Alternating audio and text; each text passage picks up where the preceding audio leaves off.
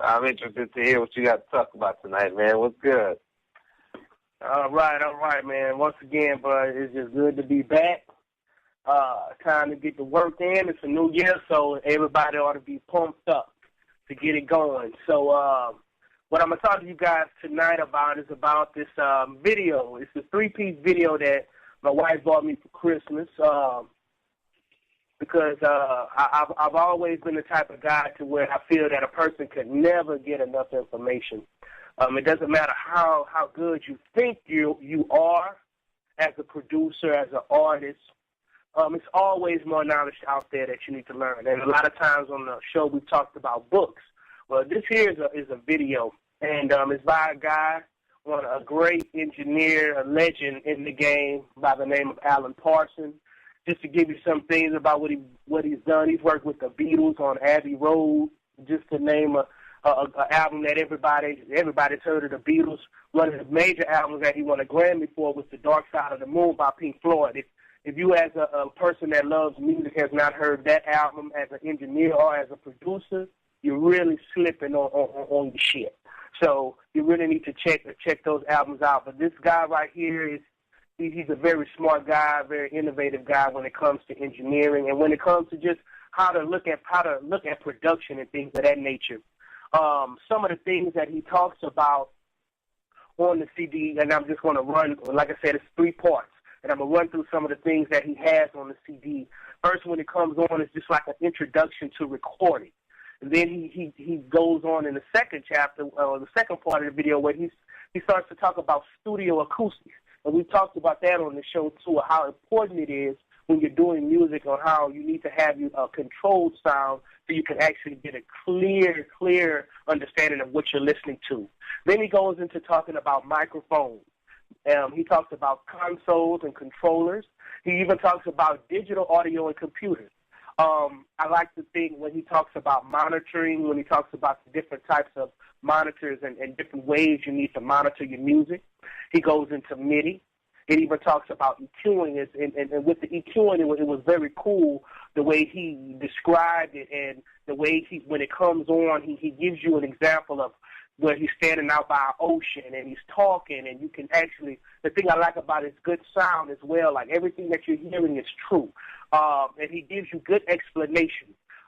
He talks about compressors and different ways that you can approach it. He talks about noise gate. He talks about reverb. He talks about delays. Then the thing that I like the most is that he goes into this thing where he shows you band tracking. If you don't have the opportunity to go to school, that's one thing that you learn in school, how to mic instruments. Something that is a very lost art. And I hate to say this, and I hope I don't rub anybody wrong way, but especially when it comes to the African-American side, a lot of us, we get caught up in just the digital audio, and we miss the beauty of learning how to do band tracking and how to track sessions, because that's another way that you can make money in this music business, because it's a lost art, to learn how to mic things up properly. Then he goes into how to record vocals. He even has some interviews with Pacific artists, such as Erykah Badu is one of them, where he sits and he talks with her about what an artist looks for when he's dealing with producers and engineers. He has Michael Bolton on there. Just guys from there that have been in the music game for a while. Then he starts talking about internet recording, which is something that's going on that you need to check out. He talks about drums and keyboards. And it just goes on, even recording choirs and different ways to approach live recording. Then he goes into a whole mixing session. It's a part 1 and part 2, where he sits there and he goes through his process. And the great thing that I like about this video and what I've learned is that a great teacher, and I think this is a Bruce Lee saying, I probably won't quote it right, but pretty much what it is that a great teacher is not just going to give it to you. And that's one thing I try to tell people, you don't just want to know what somebody does. What he does is he gives you different things and different approaches that you may want to try out. But he's not going to give it to you, because we know when we're doing music, there's really no perfect way of doing it. It's just about getting the job done, and there's different approaches that you can do to get a great sound. And I'm really impressed with it. I haven't even gotten through the whole thing yet, because I find myself going back, to hear some of the things that Alan Parsons is saying. And like I said, this guy has tenure in the game. what he's telling you, you can bank on it. You know what I'm saying? Because of the quality of work that he's put out here over a long amount of years. The guy's been in the game since the 50s, 60s. You know, so I mean, he knows what he's talking about. So it's a great video to put in your library. It's $99 to me, which is very cheap for the knowledge that this guy is giving. So if you're looking for some more insight, you may have different questions. The way the guy explained it is just awesome. So if you're looking for something to put in your library, you're looking for something to listen to on your downtime when you're actually not in the studio, when you want to just sit back, take a break, and listen to some of the things that this guy is saying. So it's called the Alan Parsons 3-piece Art and Science of Sound Recording DVD. $99. You can go on, you can Google it. It'll come up on a plethora of sites, but it's an average price of $99. Check it out. It's something good to have. I'm so glad I have it. It's like gold. I'm going to treat it. So I look at it, and like I said, I haven't even gotten through the whole thing because I find myself like, what did he say? Oh, that makes sense, you know. So he just breaks it down in a way that you can understand, and you learn it from a legend. So that's the Alan Parsons Art and Science of Sound Recording. $99. You can just Google it, and it's something that you really need to have in your studio library. So you guys ever heard of Alan Parsons or heard of this video? Yeah, I've heard of Alan Parsons, man. Legend, one of those legends, you know what I'm saying, behind the scenes as far as how to make this music sound the way it sounds and stuff like that. Right. I was listening to what you were saying, bro, and that's some good stuff, man. That's a good present that you got or whatnot. But I like how you included, you know what I'm saying, the African-American community on that. Pretty much, you know what I'm saying, not to pull the race card or nothing like that, but, you know what I'm saying, you know, being an African-American and being in the audio was, I'm just going to say, in the music industry, not as an artist, but a person behind the music.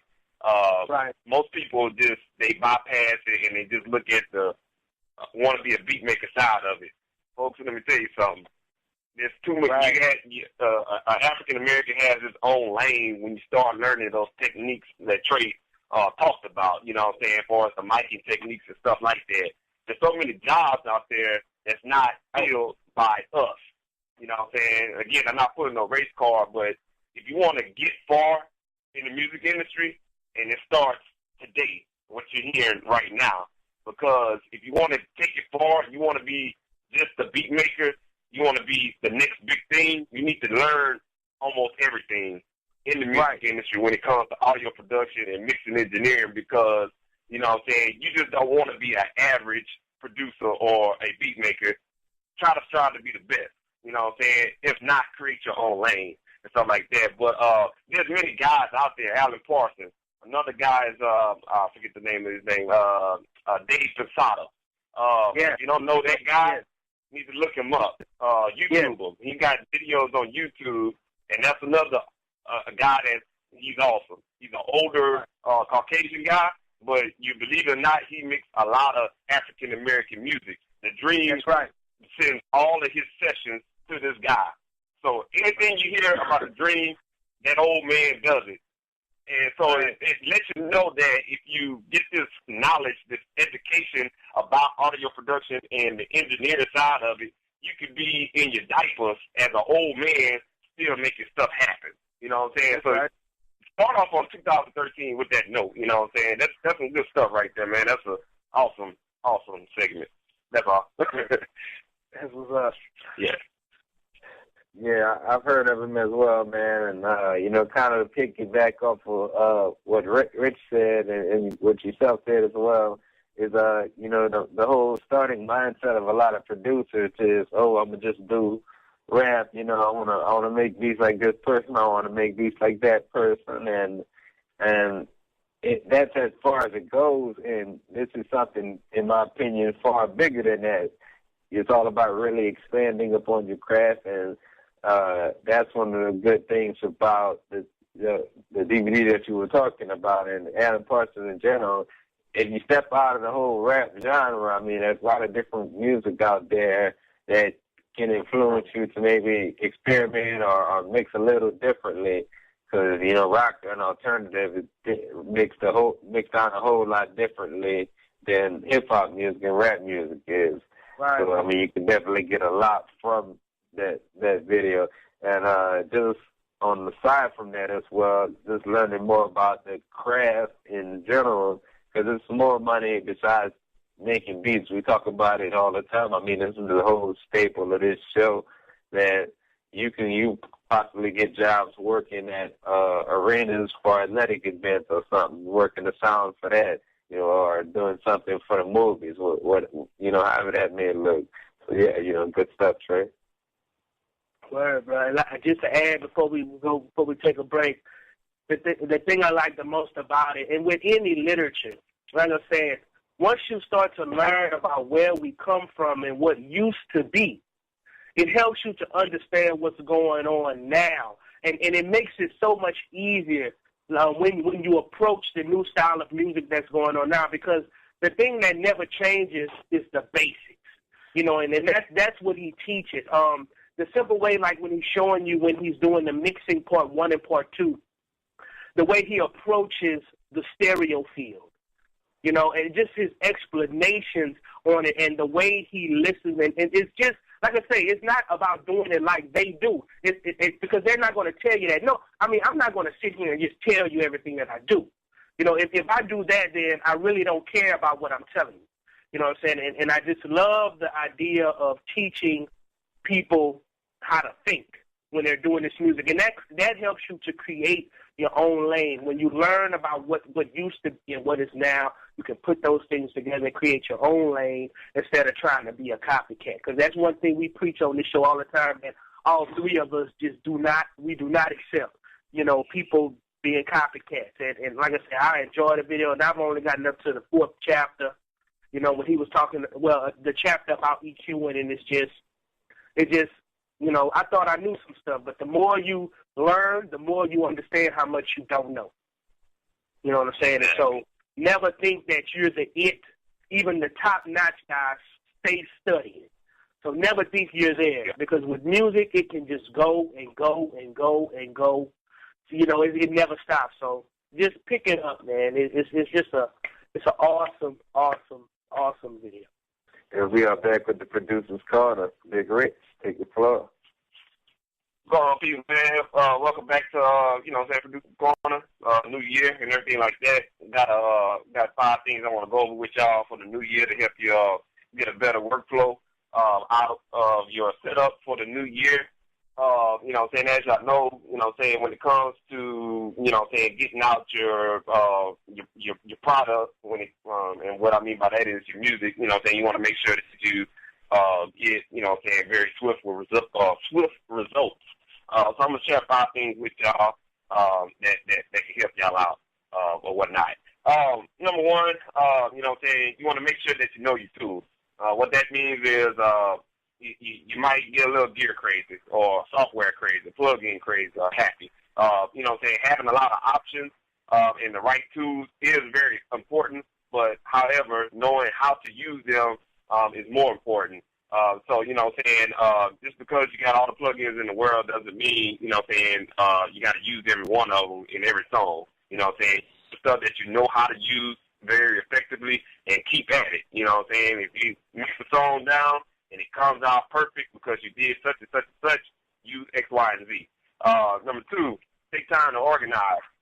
You know what I'm saying? In an effort to be quick, you may fall short on certain things, like labeling your audio channels or your auxiliary sends, but in reality, spending a little extra time up front to make sure these extra things are colored, coordinated, labeled, and in order, and in a type of format that is easy for you to navigate around to your mix process to make it much faster. So, you know what I'm saying, just take that little extra 5 to 10 minutes to label everything before you actually go head first into the project. That way, you know what I'm saying, your workflow will roll a little bit smoothly. Number 3, commit early. What that means is, if you use any type of hardware insert, CPU-heavy plugins, or just things that will glitch or change anything that make your system crash, treat it early. What that means is, whatever track that you have, put it on hard disk. Once you put it on hard disk, back it up and back it up again. You know what I'm saying? That way, everything your projects you don't lose. You have to go back in the session and waste time on that or whatever the case may be. Everything would just be, you know what I'm saying, already printed on the disc, and you have the files there, and you can get rid of those, free up a little bit more processing power on your system. That way you can keep chugging along. Number 4, listen to the rough mix with a notepad ready. Now, what that means is you're going to have to, when it comes to listening, trying to get tracks right, you need to have notes down. You know what I'm saying? The basic trading of lead instruments, placing a delay throw, the elements that are important, and where. These ideas should pop out pretty. If you're listening to a rough mix and take notes on these things, when it comes time to mix, you won't need no consistently reference the rough mix in order to get your sense of direction or turning it down here or whatever case may be. You know what I'm saying? You'll already listen to your rough mix. You know what changes you need to make those changes. Listen to the A-B comparison, bada bing, bada boom. Lastly, tweak and move. Find your anchors and your leads. So pretty much what that is, set up your reverb already. Set up your delay times or your delay throws or auxiliary tracks. Route them already. And then get moving. You know what I'm saying? Generally, these rhythmic anchors in the song are based on your drums, your bass, and stuff like that. Everything has a rhythm, and everything has to be on time. So, you know what I'm saying, whatever you're pinning down the groove on, you know what I'm saying, you want to make sure that, you know what I'm saying, that is in line. Also, too, do your basic and EQ compression if necessary while you're making the song. That way you can fit the element in the song where it sounds good, and later on you don't have to make a mistake that was already fresh on your mind. Because sometimes your mind has a misconception. It sounds good right now. You make that tweak, but you know, if you don't make that tweak, there's a greater chance you're not going to remember what tweak it is unless you again write it down and stuff like that. Again, you know what I'm saying, tweak what you have creatively in your mind and keep it moving. You know what I'm saying? Because if it sounds good, 99.9% of the time it's going to be good. That's just real talk right there. So that's just a little bit of things that I wanted to share with y'all to keep your sessions moving very fast, you know what I'm saying, in your sessions or in your music or whatever the case may be. You know what I'm saying? Again, time flow and workflow is very important, especially in this year because things are moving. The music industry is changing. If you don't know, if you're not paying attention, that's what's happening with that. So that's pretty much what I have on tonight. You know what I'm saying? What y'all got to think about that? I'm going to start with you, D-Dot. You know, that's some very good insight, man. I mean, I think that these producers and artists as well need to realize the first thing is how you prepare when you go into the studio. I was actually with an artist a couple of days ago, and you talk about a guy that really just gave me his gave his money away. He just came to my studio, man, and he didn't really even finish his verse, and he had booked the time. So this guy comes in, man, and you know the clock is ticking, and you know I'm just sitting there. He hadn't really even finished his verse, and he gets on the mic, tries to spit. Really just didn't seem like he was putting any effort towards it. And he pretty much just, I don't know, it really just, I felt like he gave me his money he just gave me his money with no problem. And these artists, basically, when you get to the studio, first thing you got to do is prepare. Second thing as a producer, you got to make your workflow a lot easier and know where all your presets are, know where all your sounds are. You don't want to have to go in and load the same sounds up every time a certain way. Create your own kit, save your kits as kits instead of, again, putting up sounds individually. Organize your folders on your computer, on your desktop, things of that nature. So, you know, yeah. What about you, Trey? Man, I mean, I enjoyed that, and that's something I had to learn some years ago. One of the most impressive things you can do to help promote your studio and really get people coming to you is how fast you work. In this music game, the more you'll find, the more your name gets out there, the more you're going to have work. And if it's taking you all day to get stuff accomplished, you're going to have to turn down work. And that's not what you want to do. Even when people are sitting there, I have people tell me all the time, man, how you got that on there so fast? It's simply because I learned what Rich was just talking about having things set up prior to. Because, once you've done stuff, this thing is repetitive. Now, the way different decisions that you make are different, but the basic setup is repetitive. And so when you learn how to route things ahead of time, and when you learn, like Rich was saying, just the way that you approach it, you have to learn how to do that. And once you learn how to do that, people are going to be coming your way. So I enjoy that. And that's one thing that I really had to learn. And when I learned that, things started to pick up. So preparing ahead of time is something that any smart person does anyway. If you're really serious, you're going to prepare. So preparation is the key, and it keeps you moving. It don't keep you bogged down. And it's saving different templates and bagging up different things. That's just the smart thing to do in the professional way and the serious way of going about things. So take heed to that, because it really will pick up your workflow. You'll find how fast it works. So I enjoyed that. Okay. Yes, sir. Yes, sir. We're about to go to our next commercial break of the night. We'll be back with the Producer's Corner